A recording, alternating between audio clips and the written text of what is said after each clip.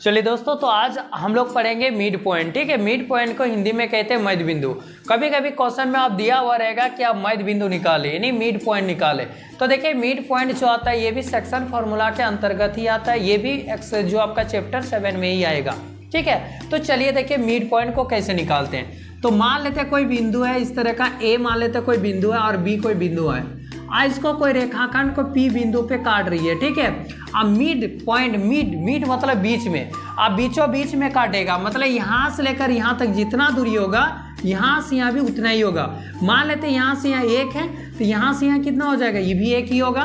और इसका मान लेते हैं निर्देशांक ये x1 और ये y1 दिया होगा, और ये वाला आपको क्या दे देगा, यानी x2 और ये y2 मान लेते हैं। ठीक है, और ये p का जो निर्देशांक होगा ना, ये x और y होगा दोस्तों।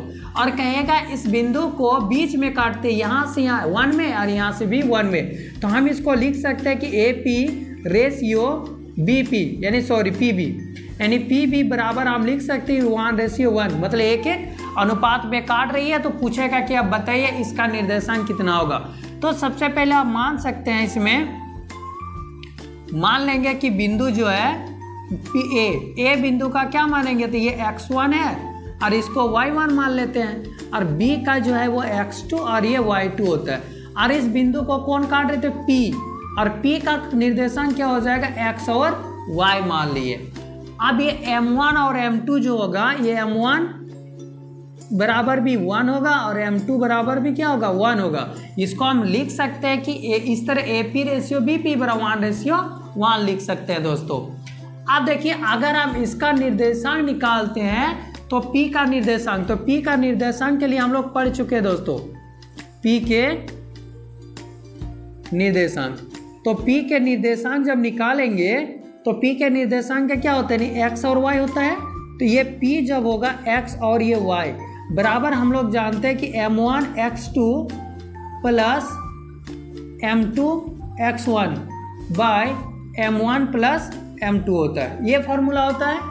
और y के लिए भी हम ये दोनों, y के लिए क्या जानते थे, m1 y2 plus m2 y1 bye m1 plus m2, ये जानते हैं। अब देखिए जब अगर हम x को लेते हैं तो ये वाला x का वैल्यू है, तो हम यहाँ पर लिख सकते हैं m1 x2 plus m2 x1 bye m1 plus m2, ये लिख सकते हैं। और ये y का वैल्यू है, तो y को हम ऐसे भी लिख सकते हैं m1 y2 plus m2 y1 bye m1 plus m2, ऐसे लिख सकते हैं दोस्त।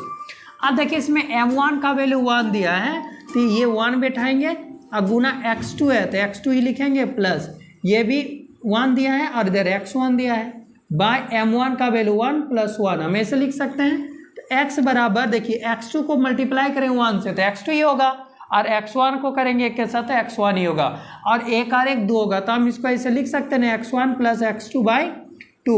ये मिड पॉइंट का फॉर्मूला हो गया दोस्तों। फिर देखिए ये y बराबर भी हम लिख सकते हैं 1 प्लस y2, अब प्लस m2 का वैल्यू 1 दिया है और इधर y1, m1 का वैल्यू 1 प्लस 1, तो हम लिख सकते हैं y बराबर ये y1 प्लस y2 बाई 2।